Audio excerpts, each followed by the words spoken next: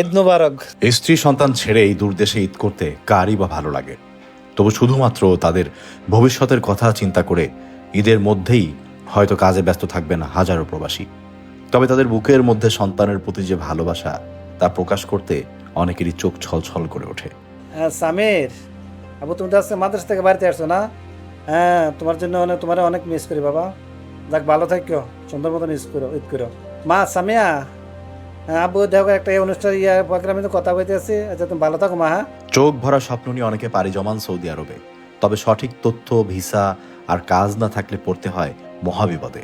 আর সে কথা না জেনেই অনেকে পড়েন দালালের খপ্পরে। আমি আইসা পড়ছি বিদেশ, কি করিম দালাল আকামা জানে কিছু জানে। মা তুমি ভালো থেকো, আমার সন্তান রেলা, আমার স্ত্রী সবাই ভালো থেকো। আমি দোয়া করি সবার ভাই বোন থেকে, আমি দোয়া করি নামাজ পড়া আল্লাহ দেখ সবার ভালো লোক এবং প্রবাসী সবাই ভালো থাকবে, আমার মতো যেন এমন বিপদে কেউ না পড়ে। সংগ্রামী এই জীবনটাকে বাইরে থেকে দেখলে কিছুই বোঝা যাবে না। হাসি খুশি কিছু কর্মঠ মানুষ চোখে পড়বে শুধু। সৌদিতে পাড়ি জমানো বাংলাদেশিদের আছে দুইটা গল্প। কেউ সফল ব্যবসায়ী, এমন জীবন কাটাচ্ছেন যে দেশে ফিরে যেতে ইচ্ছে করে না।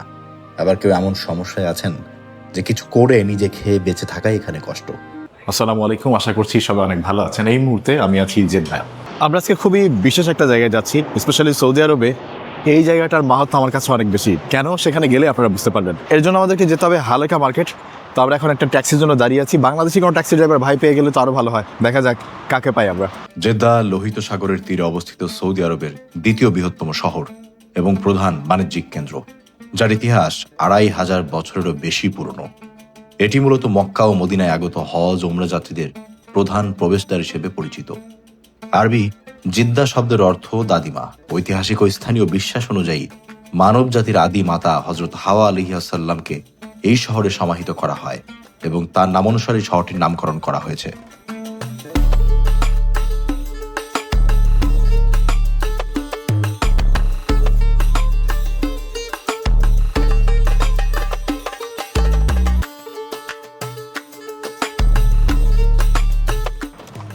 আসসালামু আলাইকুম ভাই। ওয়ালাইকুম আসসালাম। তো আমরা কিন্তু দেখতে সৌদি আরবে, স্পেশালি জেদ্দায় আপনি যেখানে যাবেন কোনো না কোনো বাংলাদেশি ভাইকে পাবেন। সেটা শপিং মল হোক, কোনো মার্কেট হোক, ইভেন আপনি যদি গাড়ির জন্য দরকার হয় তাও পাবেন। তো আমরা এখন কিছুক্ষণ দাঁড়াইছিলাম রোদের ভেতরে। তো আমাদের এই যে ভাই বেশা দেখা হয়ে গেছে। তো আমরা যাচ্ছি হালেকা মার্কেট। এখন জানতে পারলাম হালেকা মানে হচ্ছে সবজি। এমনিতে ভাই জেদ্দা কত বছর ধরে? 28 বছর। 28 বছর? চলে যাও, আমার দুই ছেলে প্রাইমারি লেভেল করছে না সৌদি আরবে, যে লাস্ট ডিসেম্বরে দেশে চলে গেছে। ও আচ্ছা আচ্ছা, এখন আপনি চলে যাবো ইনশাল্লাহ। যাক, সিম্পল চলে যাবো ইনশাল্লাহ। অনেকদিন ছিলেন এদেশে। গোছাই আছি ইনশাল্লাহ, এখন চলে যাবো যে কোনো মুহূর্তে ইনশাল্লাহ। যে উদ্দেশ্য নিয়ে আসছিলেন যে আলহামদুলিল্লাহ পূরণ হয়েছে, এইগুলো শুনলে ভালো লাগে। কারণ বেশিরভাগ প্রবাসে যারা আসে অনেকের সাথে দেখা হলে তাদের কাছে কষ্টের কথা শুনি যে যতটুকু আশা ছিল মানে আল্লাহ এর চেয়ে 500 গুণ বেশি দিচ্ছে। যাক মাশাআল্লাহ, এটা শুনলে ভালো লাগে। আমার ভাই আল্লাহ হাফেজ, thank you so much. Thank you. আসসালামু আলাইকুম। আসসালামু আলাইকুম, কেমন আছেন? ভালো আছেন না? তো আমার সাথে আজকে আবার ইসলাম আছে। যাদের খারচরের ভিডিওটার কথা মনে আছে তারা ওকে চিনে থাকবেন। পৌঁছলাম জেদ্দার সবচেয়ে বড় সবজি এবং ফলের মার্কেটে, যা হালাকা মার্কেট নামেই পরিচিত। আমাদেরকে রিসিভ করলেন হাবু ভাই। বহু বছর ধরে মার্কেটেই কাজ করেন তিনি। মার্কেটটি বেশ জমজমাট, দুপুরবেলাতেও বেশ মানুষ চোখে পড়ল। সৌদি আরবের জেদ্দার সবচেয়ে পুরনো এবং অন্যতম বড় ফল ও সবজির বাজার হলো এই হালাকা। জেদ্দার আলসাপা এলাকায় অবস্থিত প্রায় 1,40,000 বর্গমিটার জায়গা জুড়ে অবস্থিত এই মার্কেটে 600টিরও বেশি দোকান রয়েছে। স্থানীয়ভাবে উৎপাদিত পণ্যের পাশাপাশি বিশ্বের বিভিন্ন প্রান্ত থেকে আমদানি করা তাজা ফল ও সবজি পাওয়া যায় এখানে। এছাড়া এটি জেদ্দায় বসবাসরত প্রবাসী, বিশেষ করে বাংলাদেশিদের কাছে অত্যন্ত পরিচিত একটি বাজার। এখানেই কথা হলো কয়েকজন বাংলাদেশি মানুষের সাথে। এর মধ্যে অনেকে সফল এবং সুখে আছেন, আবার অনেকে জীবিকা নির্বাহ করতেই হিমশিম খাচ্ছেন। দুই পৃথিবী দেখা হলো এখানে। হ্যালো, আসসালামু আলাইকুম। এই জায়গার নাম হচ্ছে হালাকা এসাবা। তাল খুললো নম্বর এসাদা মেয়ে। আয় তাল আহমদ তাল হাবা ফি ক্যারেস ফি তুব্বা ফি ম্যাঙ্গা ফি জবা ফি ফেরাউলে ফি তিন ফি মোসফি জাম্মাম ফি ক্যারেস ফি কুল্লু ফি না দে ব্রেকেস তাই তাল হ্যাঁ না। এত বিশাল মার্কেট আর ফল দিয়ে ভর্তি, মানে জেদ্দায় ওয়ান অফ দ্য বিগেস্ট সবজি এবং ফলের মার্কেট মনে হয় এটাই। অনেক বড়, বেশ জায়গা নিয়ে, এবং এখানে বেশিরভাগ যারা কাজ করছেন অনেক অনেক বাংলাদেশি লোকজন এখানে কাজ করছেন। আছে मैं पाकिस्तान से। पाकिस्तान कहाँ से? लाड़काना से। कहाँ? लाड़काना से, सुबह सिल से। इधर मैं फ्रूट में काम करता हूँ। ये हमारा दोस्त है माजिद अली। आपका दुकान है इधर? जी नहीं, मेरा दुकान नहीं, मैं इधर काम करता काम करते? हाँ। मैं ढाका में रहता हूँ, नहीं इधर। यही घूमने के लिए आया। हाँ हज में आया क्या? नहीं हज में नहीं आया, ऐसा घूमने ऐसे ही घूमने आया। 3 दिन रहेंगे फिर चले जाएंगे। बड़ी माशाल्लाह। अब लगता है वो यूरोप कंट्री में रहते हो पहले। नहीं, बांग्लादेश में रहता था। चलो सही, बड़ी मेहरबानी आपकी। खिदमत करे, चाय ठंडा কোচ বি নেই ভাই, আপনি মেরে সে বাত কিয়ে না এই খেদমত হো গাই। যে মার্কেটটা আমরা এতক্ষণ ধরে ঘুরছি, বিশাল বড় মার্কেট, এবং তার থেকেও এখানকার যেটা আমার বেশি ভালো লাগছে, যে দোকানেই যাচ্ছি সেখানেই আমাদের কোনো দেশের লোক আছে, বাংলাদেশি আছেই, কোনো না কোনো দোকানে আছেই। আপনি এখানে আসলে যদি আপনার কিছু কিনতে হয়, আপনি খুব একটা ঝামেলায় পড়বেন না, কারণ দেশি লোক পেয়ে যাবেন। সৌদি আরব এখন অনেকেই আসে, আসার পরে দেখা যায় তারা যেটা চিন্তা করে আসছে, ওই ইনকাম নাই, সমস্যা, রাস্তায় ঝামেলা, অনেকেই দেখি রাস্তাঘাটে পড়েও থাকে। বিভিন্ন ভিডিও তো দেখা যায় যে পুলিশে ধরে ধরে পাঠাই দিচ্ছে। এই ঝামেলাগুলো কি আসলে হয় সৌদি আরবে? এগুলা তো মনে করেন আসে আপনার মনে করেন দালালের মাধ্যমে আসে। কোনো মানুষ ফিক্স করা হয় না যে আইসা মনে করেন এই কাজ করবো এই কাজ করবো, কাজের কোনো ফিক্স নেই। এগুলা মনে করেন আইনে না, দালালে সাইডা দিতেছে, আকামা দেয় না, কাগজপত্র দেয় না, এগুলার সমস্যা। আর আত্মীয় স্বজনের মাধ্যমে আসলে তো আর তারা পালাইতে পারে না, বিভিন্ন দোকান পাড়ে ব্যবসা করে কোম্পানিতে ঢুকতেছে। ভাই আমাদের জন্য একটা নতুন ড্রিঙ্কস এনেছে। ভাই এটা এটা কি নাম? মুসি। এটা আমি জানি না নাম কি। আসসালামু আলাইকুম, ভালো আছেন? তো এটা ভাইয়া এনে দিল, নাড়া দিব না। ভাইদের এখানে যেহেতু আসছে, এখন তাদের আতিথেয়তা ডিনাই করা তো যাবে না। তো ভাই প্রথমে আমাদেরকে ওয়েলকাম ড্রিঙ্কস হিসেবে এটা দিলেন, মুসি এটার নাম। অ্যারাবিয়ান ব্র্যান্ড, এটা নাকি সৌদি লোকেরা খুব পছন্দ করে। চলেন খাওয়া যাক, বিসমিল্লাহ। হালকা একটা বিটার, একটু তিতা টেস্ট আছে, একটা হালকা তিতা তিতা স্বাদ আছে, বাট অন্যরকম স্বাদ খেতে। একটু অন্যরকম। राइट, पाकिस्तान से हैं ना आप? यमन से हैं आप? हिंदी उर्दू बोलते हैं? नो नॉट उर्दू, अरबी बस। अरबी। आई डोंट स्पीक अरबी। हिंदी वाला बंगाल हिंदी माशाल्लाह नो, कोई बांग्लादेश। Yeah. मियां बांग्लादेश माशाल्लाह ছড়ে দিছে, আরো দুটো দিয়ে দাও, পেঁয়াজ দাও। আমি অনেক আগে, 35 বছর আগে এখানে এসেছিলাম। আমি এখন ব্যবসা করছি। আমি ছিলাম সৌদি জার্মান হসপিটালে, ওখানে ফুড অ্যান্ড নিউট্রিশন সুপারভাইজার ছিলাম। আপনি যে দেশে করতে পারেন এর চেয়ে ভালো কোনো কাজ না। আমরা এখানে যেই পরিমাণ যেই লেবারটা আমি এখানে দিচ্ছি সবাই, এই লেবারটা যদি দেশে দেওয়া হয়, মানে আমি নিজেই দেই, তাহলে আমার দেশ কখনো নিচে যাবে না, উপরেই আসবে। ভিসার ব্যাপারটা আমাদের একটা, আসলে আমরা কোয়ালিটির মধ্যে আসি না এখন পর্যন্ত। কোয়ালিটি মিনস আমরা স্কিল না, কোনো কাজে স্কিল না। ভেদাভেদটা আপনারা দেখেন অনেক বেশি আমাদের দেশের বাইরে আসলে একটু সমান হয়ে যায়। একদম সবাই মোটামুটি ভালোভাবে, একদম ইকুয়ালভাবে চলতে চেষ্টা করি, এমন চলে।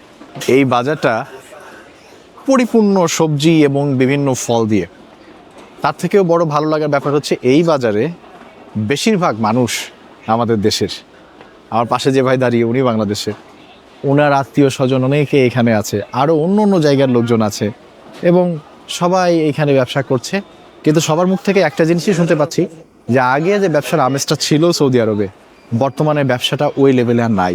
আসসালামু আলাইকুম। এইখানে কিন্তু আমাদের এই যে আরেক ভাইয়ের সাথে দেখা হয়েছে। ভাই এখানে কি কাজ করেন? এইখানে নাদাবার কাজ করি, ক্লিনার। বেতন মাশাআল্লাহ কেমন? হ্যাঁ, ভালো? বেতন মাশাআল্লাহ ভালো আছে, সমস্যা নাই। বেতন দেয় 5 তারিখে 6 তারিখে। ঈদে বাড়ি যাবেন না? না ঈদে তো পারি না, আমরা তো আকামা নাই, কিছু নাই, সমস্যা।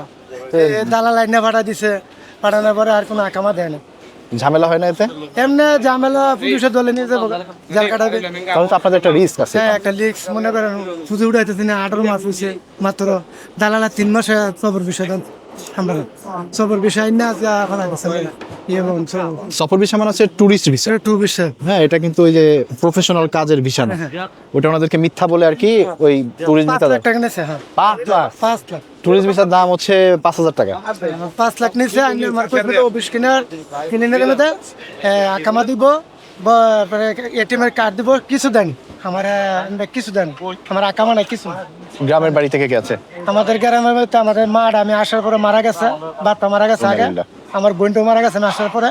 এখন আমার 3টা ছেলে আছে, 2টা ছেলে 1টা মেয়ে। ছেলে মেয়েদের জন্য খারাপ লাগে না? না, খারাপ লাগে, অনেক কষ্ট লাগে। মায়ের লেখাপড়া করাইতেছি, এটাই নেমে না কিছুতে আনছি, কি করে। এখন তো মনে হয় আপনি দেশে গেলে আর আসতেও পারবেন না। না এখানে মনে করেন পরিস্থিতি ভালো না, মানে আমরা জেল কাটালে 3 মাস খাড়া, 4 মাস খাড়া, তারপর মায়ের জোর করে অনেক কিছু। এই জন্য আপনি মানে এখন যাচ্ছেন না, যে গেলে তো যেতে পারছি না। মানে আমরা বুঝে উঠেছি 18 মাস মাত্র, 18 মাস মাত্র। এখানে আমি এক লোক দিয়ে কাজ করতেছি। ক্যান্ডাল।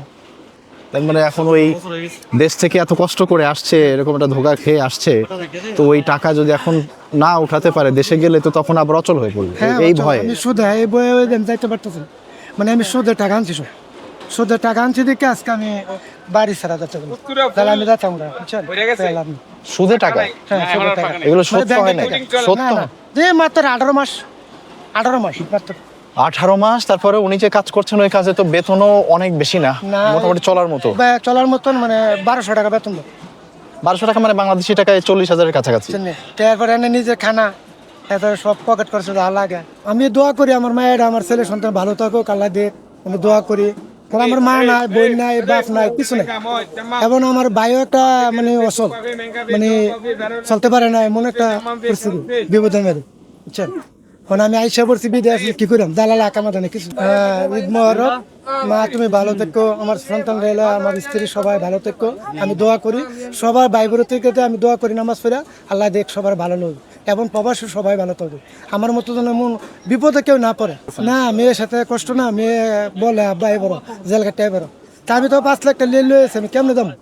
আমি তো যাইতে পারতেছি না। আমি কি ব্যাংকের টাকা দিব সুদে, না মানুষের লাভ হয়ে দেবো? আমার এমন একটা পরিস্থিতি হয়ে গেছে। এখন পুলিশের দল আমার 3-4 জেল খাটাবে। আর এখন পরিস্থিতি খারাপ, মানে জেলের মধ্যে মারে, খানা দেয় না, কিছু দেয় না। এই জন্য পড়ে লুছি এখানে, কোনো রুমে কাজ করি, আল্লাহ ডেকে চলি, নামাজ পড়ি, এই লুইসব।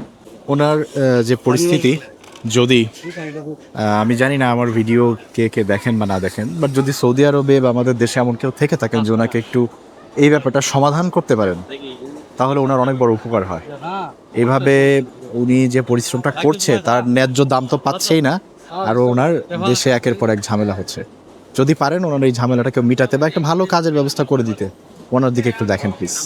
আল সাফায় সবজি এবং ফলের যে মার্কেট, এখানে কাজ করেন ভাইয়ের নাম হচ্ছে গিয়াসুদ্দিন। গিয়াসউদ্দিন ভাই। যদি পারেন ওনার দিকটা একটু কেউ দেখেন, ওনাকে একটা কিছু সমাধান করতে না পারলে একটা ভালো কাজের ব্যবস্থা করে দেন। তো আমরা এখন হাবু ভাইয়ের সাথে, উনি যেখানে থাকেন, আমাদের প্রবাসী ভাইরা যারা এখানে বিভিন্ন কাজকর্ম করেন, তাদের লাইফ স্টাইলটা, তারা যেখানে থাকেন সেই জায়গায় যাচ্ছি। আসলে এখানে এক একজন প্রবাসী এক একভাবে থাকেন। যারা ব্যবসা করেন, আল্লাহ ভালো অবস্থানে রেখেছেন, তারা নিশ্চয়ই ভালো জায়গায় থাকেন। অনেকে আছেন যারা ছোটোখাটো কাজ করেন, তারা যে কী পরিবেশে থাকেন, তাদের জীবনযাত্রাটা কেমন, সেটা একটু এক্সপিরিয়েন্স করতে চাই। হাবু ভাই নিয়ে যাচ্ছে একটা মেসে, ওনারা সবাই মিলে থাকেন, সেই জায়গাতে আমি যেতে চাই। আমি এক সময় যখন কলেজে পড়েছি, রাজবাড়িতে মেসে থেকেছি, অভিজ্ঞতা আমার আছে। এক রুমে আমরা 4-5 জন করে থাকতাম, আমাদের একজন বুয়া থাকতো। মেসে প্রতি মিলের একটা আলাদা দাম ধরা হতো। কষ্ট ছিল, হাসি ছিল, মজাও ছিল, সব মিলিয়েই ছিল জীবনটা। প্রবাসে এসে সবাই ফ্যামিলি থেকে দূরে কাজ করেন, সন্ধ্যা হলে রাতে হলে বাসায় চলে যান। তো ওই জিনিসটাও কিন্তু আমাদের একটু দেখার ইচ্ছে ছিল, সেখানে এখন যাচ্ছি। হাবু ভাইয়ের সাথে রওনা হলাম তার বাসস্থানে। আতিথেয়তা না করে কোনোভাবেই আসতে দিবেন না, এই সম্মানের কাছে নত না হয়ে পারলাম না। বাজার থেকে একটু দূরেই বাসা। পুরনো বিল্ডিংটায় রুমে রুমে আমাদের বাংলাদেশি মানুষের বসবাস। রুমে ঢুকেই মনে পড়ে গেল কলেজ লাইফের কথা। এভাবেই গাদাগাদি করে থাকতাম বন্ধুরা মিলে। এই ছোট্ট রুমে 8 থেকে 9 জনের বসবাস। এই ছোট্ট চৌকি থেকেই চলে আমাদের দেশের অর্থনীতি। আসসালামু আলাইকুম। আপনি থাকেন কোন পাশে? ও ওইটা হচ্ছে আপনার রুম। আসসালামু আলাইকুম ভাই, ভালো আছেন? আসসালামু আলাইকুম ভাই, ভালো আছেন? ভালো আছেন? না, আমরা আসলে হাবু ভাইয়ের সাথে হাঁটতে হাঁটতে আসলাম। ভাই কি বাসায় কথা বলতেছেন? হ্যাঁ, আপনার ফ্যামিলি? জি। সালামু আলাইকুম। যাক, কথা বলেন। ঈদে বাড়ি যাবেন না? ঈদে আপনাদের বাড়িতে যাওয়া যায় না, আপনাদের কোম্পানি ডিউটি ছুটি নেই? ছুটি নেই। কয় বছর পর পর ছুটি দেয়? আমরা 3 বছর পরে 3 মাসের ছুটি। 3 বছর কাজ করলে 3 মাসের ছুটি? 3 মাসের ছুটি। আরে বাসায় কি বাচ্চা কাচ্চা আছে? 2টা ছেলে আছে। এটা তো একটা কষ্ট, ঈদের ভেতরে বাবা যাবে না, এদের খারাপ লাগবে। এটা কথা বলুন, সরি ডিস্টার্ব করলাম আপনাকে। ঈদের ছুটি পাইছেন কে কে? ঈদের ছুটি আমরা না, ঈদের ছুটি আমরা। ঈদের দিন আমরা ছুটি ইচ্ছা কাজ করে না না, মানে দেশে যাওয়ার জন্য। দেশে তো চলে গেছে। এই যে কত বছর ধরে আছেন এখানে? আমার তো সৌদি আরব বয়স তো অনেক দিন। 95 জানুয়ারি 27 তারিখে। 95 সালের জানুয়ারি 7, মানে 95 সালের জানুয়ারি এপ্রিল মাসে আমার জন্ম, মানে আমার জন্মের 3-4 মাস আগে উনি সৌদি আরবে এবং এখনো উনি সৌদি আরবে। কেমন যাচ্ছে সৌদি আরব বলেন? আছি আলহামদুলিল্লাহ, তো নিজে ভালো সব ভালো।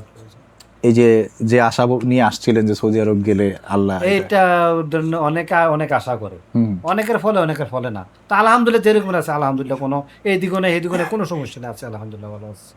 যাক, মানে আমার কথা সম্পূর্ণ পরিপূর্ণ না হলেও যদি কিছুটাও পূরণ হয় আল্লাহর রহমতে, এটাও তো বাপের বড় ছেলে আসছিলাম, এই প্রত্যেকটা সিটে কিন্তু ডবল সিট ছিল, এগুলো কিন্তু করোনার সময় কাটতে লাগছে, করোনার সময় সিঙ্গল হয়ে গেছে। তো প্রত্যেকটা কিন্তু আমার ডবল সিট ছিল, ভাড়া পুরা রুমের ভাড়া 1400 রিয়াল। পুরা রুম 1400 রিয়াল, মানে বাংলাদেশি টাকায় প্রায় 30,000 আর ওদিকে 12,000, 42,000 করে 43,000 টাকা।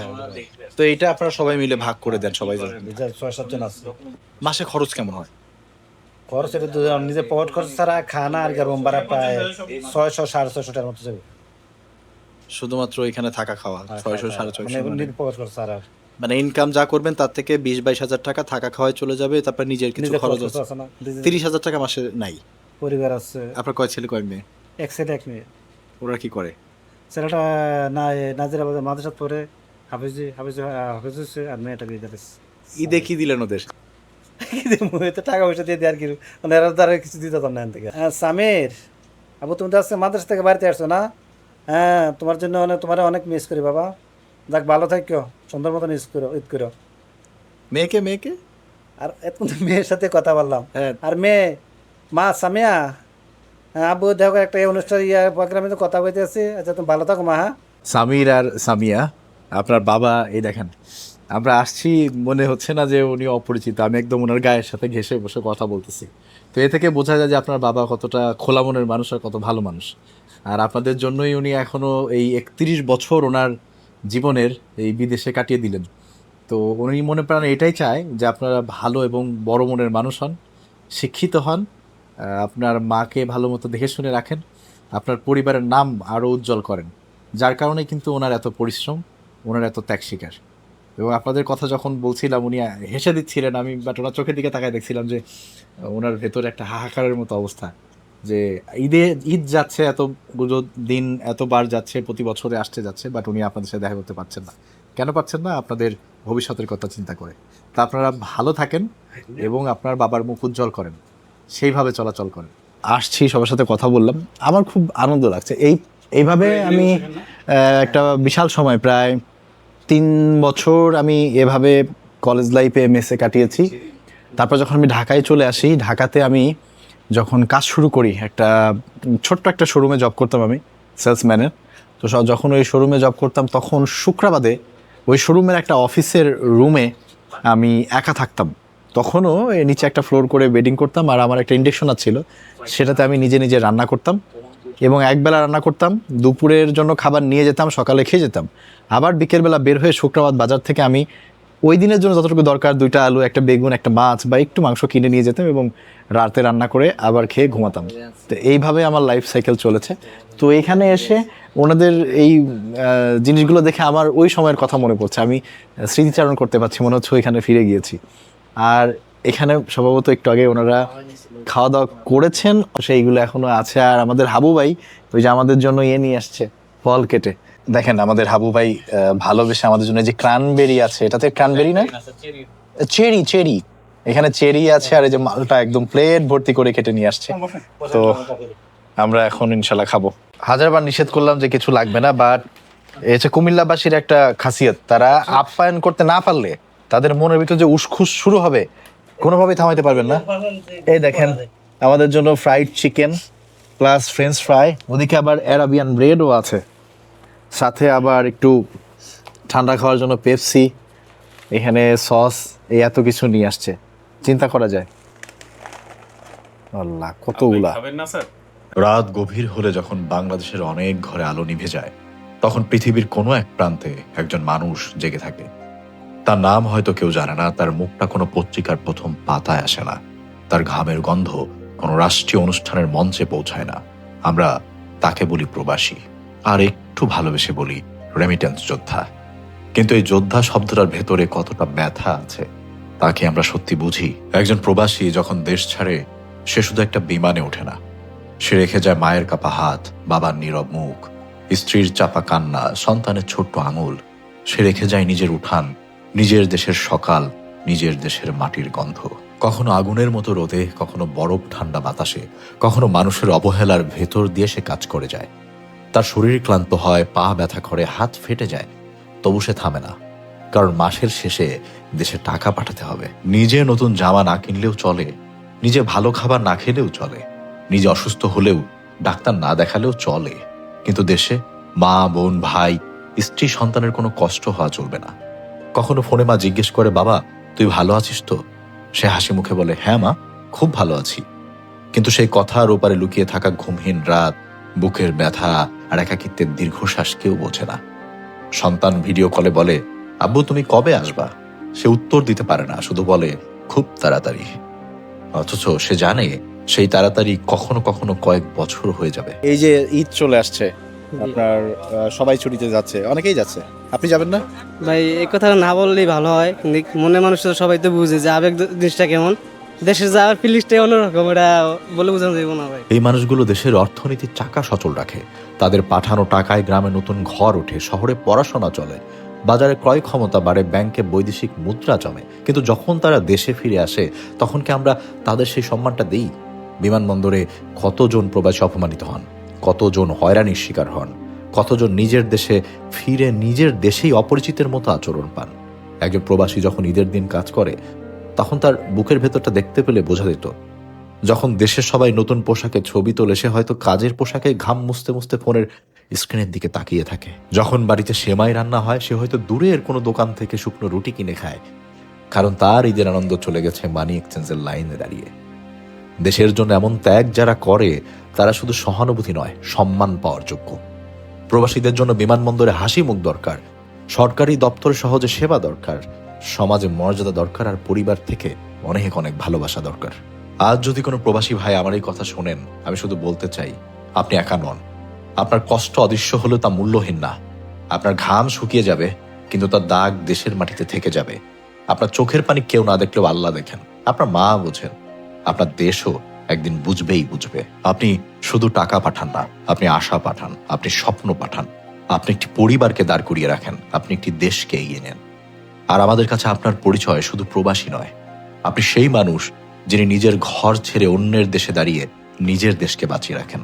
আপনি রেমিটেন্স যোদ্ধা, আপনার ত্যাগের সামনে আমরা মাথা নত করি। আজকে এই ভিডিওটা করতে এসেছিলাম ওনাদের কাজের কি অবস্থা, ঈদে কি করবেন, কিভাবে জীবনযাপন করছেন, এটার একটু অভিজ্ঞতা আপনার সাথে শেয়ার করার জন্য। একরাশ মুগ্ধতা নিয়ে ভিডিও শেষ করছি। আর অনেক কিছু, অনেক তথ্য বিভিন্নভাবে বিভিন্ন মানুষের দ্বারা শেয়ার করেছি। বর্তমান সৌদি আরব অবস্থা কি, বিদেশে আসার আগে কত কিছু চিন্তা করতে হবে, সব কিছু নানা ইনফরমেশন আপনারা পেয়েছেন, সব ঠিক আছে। কিন্তু শেষ মুহূর্তে এবং এই যে পরিবেশে বসে ওনাদের সাথে খাওয়া দাওয়া করলাম, এতে করে ওই শেষ পর্যন্ত কিন্তু একটা জায়গায় আমরা আবার মিলিত হলাম যে আমরা সবাই বাংলাদেশি, বাংলাদেশের মানুষ। বিশ্বের যেখানে থাকি, যে পরিবেশে থাকি, যে পরিস্থিতিতে থাকি, যখন আরেকজনের সাথে দেখা হয়, আমাদের ভেতরে ওই একটাই কথা আসে, যেহেতু আমার দেশি ভাই, দেশের মানুষ, এর সাথে যে আমার আত্মিক বন্ধন আছে, সেটা টাকা দিয়ে মেজার করা যাবে না, সেটা অন্য কোনো কিছু দিয়ে মেজার করা যাবে না। বসে এখানে খেলাম, ওনারা যেভাবে খাওয়া দাওয়া করেন ঠিক একইভাবে। বারবার আমাকে বলছে আমাদের একটু সময় দেন, আমরা রান্না করে খাওয়াই। তো হয়তো আর 2 ঘন্টা বসলে সেটাও করে ফেলতেন, কিন্তু সময়ের কারণে থাকতে পারছি না। অনেক কৃতজ্ঞ, আর আপনাদের প্রতি অনেক ভালোবাসা আর দোয়া যে আপনারা যে পরিস্থিতিতে আছেন ঠিক হোক, আপনারা অনেক বেটার জীবন। এবং আমি চাই সবাই এখান থেকে যে স্বপ্ন নিয়ে এসছে সেটা পূরণ করে আবার দেশে ফিরে যাক, পরিবারের সাথে থাকুক। আর অগ্রিম ঈদ মোবারক। জানি আপনারা হয়তো ঈদের দিন হয় কেউ কাজ করবেন না, হয় কেউ ফ্রি থাকলে হয়তো এদিক ওদিক ঘুমের ওই দিন ঘুম হচ্ছে না, পুরুষের জন্য ঘুম হচ্ছে সবচেয়ে বড় বিলাসিতা। একদিন পুরো দিন ঘুমাতে পারা মানে অনেক বড় ব্যাপার। যাই হোক, এই হচ্ছে তাদের ঈদের পরিকল্পনা, ঘুমানো। কারণ বেশিরভাগ মানুষই পরিবারের কাছে ফেরত যেতে পারেনি, ওই দিন একটু বিশ্রাম নেবেন, ভালোভাবে আয়েশ করে ঘুমাবেন, এটাই তাদের পরিকল্পনা। আপনারা ভালো থাকবেন, আপনাদের ঈদও ভালো কাটুক। অগ্রিম ঈদের শুভেচ্ছা জানাচ্ছি। ঈদ মোবারক, আল্লাহ হাফেজ, আসসালামু আলাইকুম।